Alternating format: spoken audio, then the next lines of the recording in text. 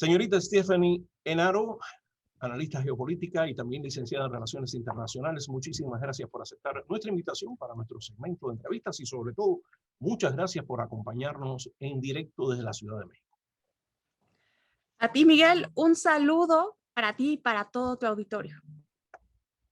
Stephanie, como te comenté anteriormente, uno de los correos que intercambiamos cuando estábamos coordinando esta entrevista aquí en la ciudad de Laredo, donde estamos ubicados, la ciudad está justo en la frontera sur de Texas y estamos viviendo en primera fila esta tremenda crisis migratoria que ha sido una de las peores que se ha registrado en los últimos años en esta zona. Mi pregunta es, ¿consideras tú esta crisis migratoria un problema de los Estados Unidos y de la administración Biden o consideras que es un problema binacional? Quiero decir con esto, si tú consideras que también México es de alguna forma responsable de esta crisis. Mira, Miguel, yo creo que es un tema con muchas aristas. En primer lugar, creo que más allá de que sea un tema de la administración Biden, creo que es un tema que no es circunstancial en Estados Unidos porque es un tema que sabemos cómo se está manejando, que los republicanos hablan de una crisis migratoria y los demócratas hablan solamente de un desafío.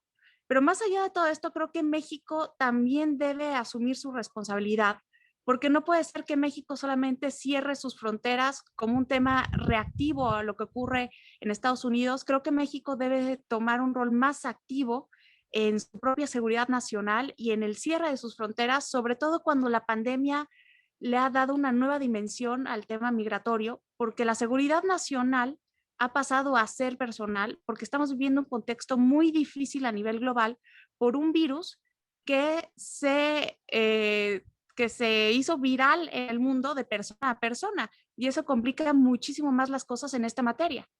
Ahora bien, Stephanie, una vez entrevisté hace tan solo unas semanas atrás al licenciado Jaime Vázquez Bracho Torres, que es director general de Servicios Consulares de la Secretaría de Relaciones Exteriores, y yo le preguntaba al licenciado Vázquez, de alguna manera, estos miles de migrantes que están llegando aquí a la frontera sur de Texas atravesaron por todo el territorio mexicano para llegar aquí. Entonces, de alguna forma, ellos se abrieron paso, no sé si a través de sobornos, no sé si arriesgando sus vidas. El hecho es que llegaron aquí y nadie los detuvo. Esto no había sucedido antes durante el mandato del ahora expresidente Donald Trump. Ya se había coordinado los protocolos de permanecer en México con el presidente Andrés Manuel López Obrador y estaba funcionando muy bien. ¿Qué fue lo que cambió a partir de que el presidente Biden asumió el poder aquí en los Estados Unidos que se ha desatado esta crisis? Bueno, hay tres puntos principales. El primero es el efecto llamada a la Casa Blanca, porque tiene unas formas más que van a ser mejor tratados que con Trump. También él se ha pronunciado en contra del retorno inmediato de los niños migrantes y de la separación de familias, como lo hacía Donald Trump, y esto resulta atractivo para algunas personas que están ya desesperadas por las... También hay que agregar el contexto de pandemia. Esto acentúa muchísimo más las cosas. Tenemos una contracción económica mundial que se acentúa de una manera significativa en la región y que nos vamos a tardar muchísimo en recuperarnos. Se dice que la economía de Estados Unidos se va a recuperar a finales de 2022, la de México a finales de 2026, y así va en efecto dominó en Centroamérica. Y creo que también se debe tomar en cuenta el tema de la violencia generada por el narcotráfico. Te pongo el ejemplo de San Pedro Sula en Honduras, que es de donde salen la mayoría de las caravanas migrantes. A principios de los 90 era un hub comercial, pero desde que la mayoría de la cocaína que se dirige a Estados Unidos comenzó a pasar por esa ciudad, la violencia comenzó a incrementar. Tienen una tasa de homicidios similar a la de Siria, que está en medio de una guerra civil, y entonces las inversiones y ese círculo virtuoso de desarrollo desapareció y obliga a las personas a salir. Entonces yo creo que esa combinación de tres factores es lo que ha hecho las cosas diferentes entre la administración de Joe Biden y la administración de Donald Trump. Sin embargo, Stephanie, México está atravesando también por una severa crisis de casos de contagio por COVID-19. Incluso es el tercer país a nivel mundial en términos de números de fallecimientos registrados a consecuencia de este COVID-19. La entrada masiva de estos inmigrantes indocumentados por la frontera sur de México, de alguna forma no contribuye a agudizar esta crisis sanitaria por la cual ya está atravesando México, que apenas se está recuperando, que apenas está tratando de salir a flote para recuperarse de esta crisis de COVID-19? Mira, yo creo que el caso de México es muy grave. Yo creo que México no ha ni siquiera salido de la primera ola, por lo tanto no podemos hablar de la segunda y la tercera oleada. No ha habido una buena gestión de la pandemia. Es verdaderamente lamentable los cerca de ya 200,000 muertos que tenemos y los un poco más de 2 millones de contagios. Sí. Stephanie, ¿tú crees que perdón, ¿tú crees que el gobierno de Andrés Manuel López Obrador ha hecho lo suficiente para detener la entrada de inmigrantes indocumentados a través de la frontera sur de México? Definitivamente no, yo creo que hay muchas cosas por hacer, pero también es una frontera muy difícil de controlar. Primero porque hay un río, después porque está cerca de la selva lacandona y es un recurso que usan muchos migrantes para poder entrar. Entonces es una frontera porosa, por definición. Ahora bien, tocabas el tema de los contagios con los migrantes. Ese tema es importante porque al principio de la pandemia se detectaron casos de migrantes que fueron deportados desde Estados Unidos hasta México y Centroamérica que estaban contagiados. Y también de este lado de la frontera, en lo que va 1,200 migrantes contagiados, lo cual no solamente exponencia los casos, sino también nos habla del riesgo de que se ponen en riesgo las campañas de vacunación por todas las variantes que hay en el mundo y de una vida que se puso en riesgo por las condiciones que no llevaban al desarrollo. Claro, Stephanie, esta semana una delegación de la administración Biden, encabezada por la señora Roberta Jacobson, perdón, que ex embajadora de Estados Unidos en México, visitó la capital mexicana, se reunió con funcionarios de la administración del presidente López Obrador para hablar sobre planes de desarrollo, pero también para coordinar la respuesta a esta crisis migratoria.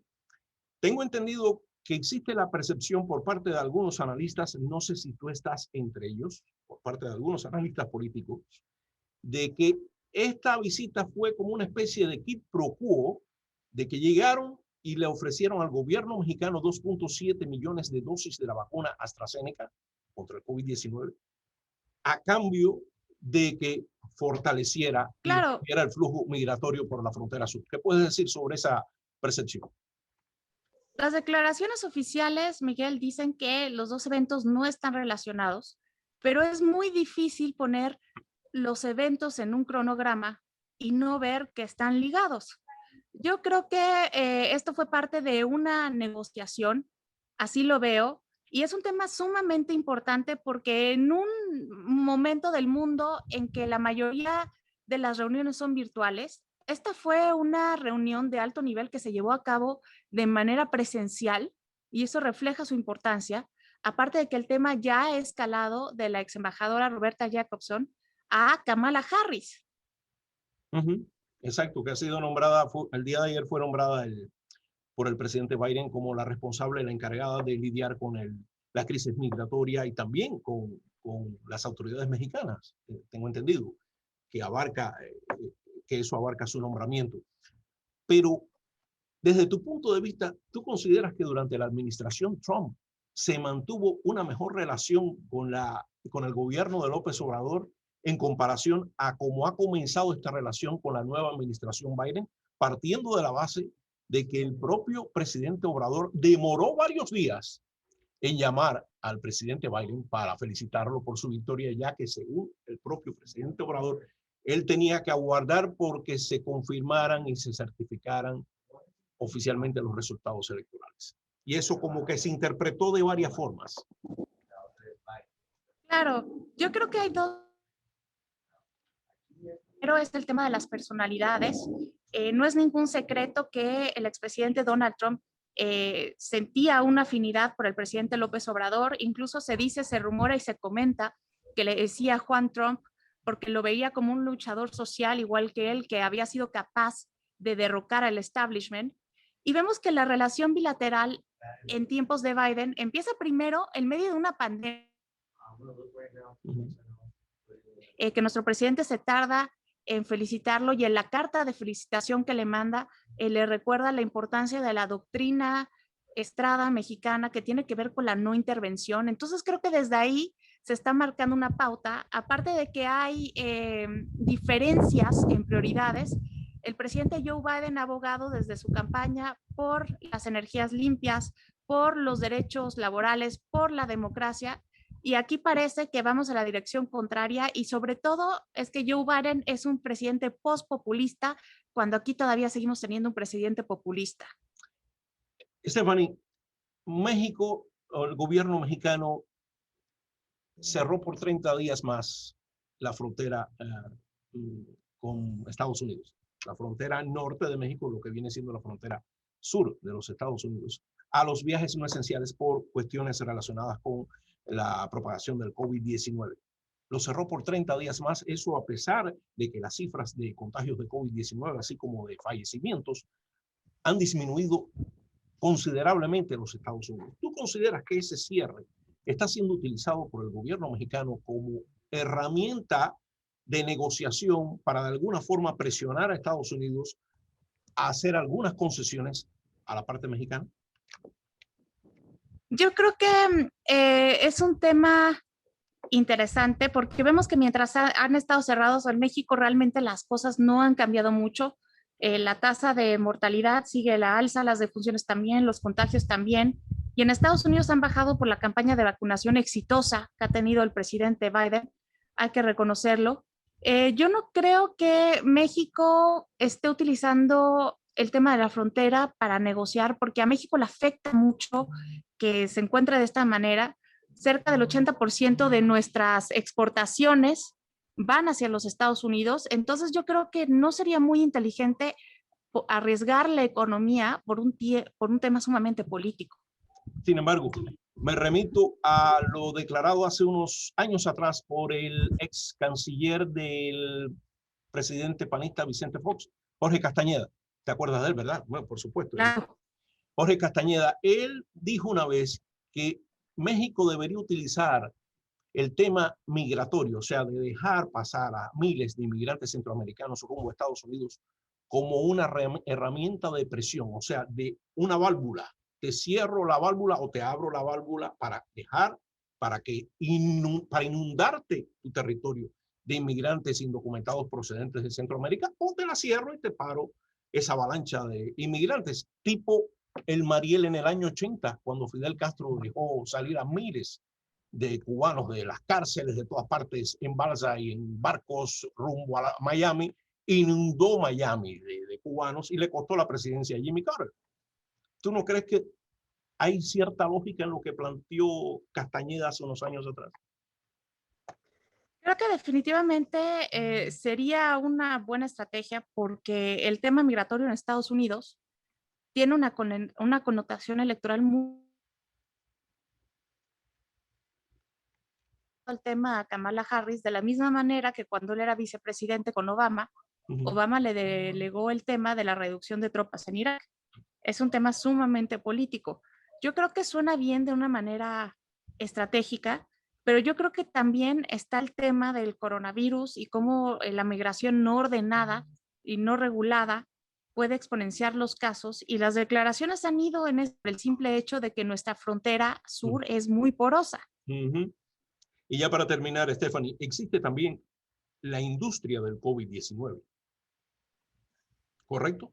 La industria ilegal del COVID-19, del tráfico de vacunas, de balones de oxígeno, e incluso en la Ribera Maya, ¿no es correcto? Creo que se están vendiendo vacunas supuestamente para el COVID-19. ¿Qué me puedes decir sobre eso? Mira, este es un tema que tiene muchas aristas a nivel global y que es muy preocupante, porque pone en riesgo la salud de las personas antes que nada. Y mientras la economía formal está en problemas, la economía del crimen organizado en cualquier preocupa. El tema los cárteles del COVID, que así me gusta llamarlos, no solamente está en México, está en todo el mundo. Vemos, por ejemplo, que en México, en la Ribera Maya, se han detectado laboratorios que te venden resultados falsos de pruebas de PCR por 1/3 de lo que cuesta una prueba normal. Pero no solamente esto se ha detectado en México, se ha detectado también en Francia, en Inglaterra, en Irlanda. Sí, y en Hay otra Australia. vertiente que es de las vacunas ilegales que se venden en la web. En Australia, en la dark web, se han llegado a vender vacunas por $24,000 australianos, solamente una dosis. Y en Campeche, recientemente se han decomisado vacunas falsas de la Sputnik 5, que esto es una vertiente que ya venía de China, en donde se podían encontrar vacunas falsas con sustancias muy dañinas, hasta vacunas que solamente tenían agua con sal. Stephanie, discúlpame que regrese rápidamente a lo que estábamos tocando con respecto a frenar la ola de migrantes procedentes de Centroamérica. El Triángulo Norte de Centroamérica, los 3 países, integrados por Honduras, El Salvador y Guatemala. Biden quiere enviar $4,000 millones de ayuda porque dice que hay que enfrentar el problema en su raíz. Sin embargo, tú calificaste esta ayuda en una entrevista que realizaste el día de ayer con El Sol de México. La calificaste de un parche. ¿Por qué? Yo creo que simplemente ir y dar dinero no va a solucionar las cosas si no se ve el problema de una manera integral. Y yo creo que mucha de esta violencia que impide el desarrollo está ligado a temas de narcotráfico.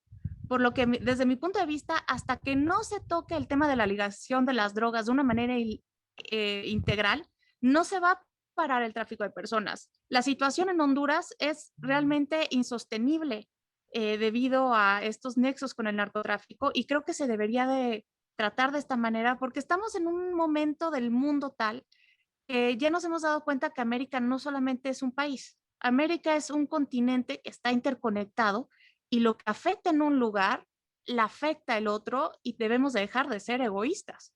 La famosa aldea global.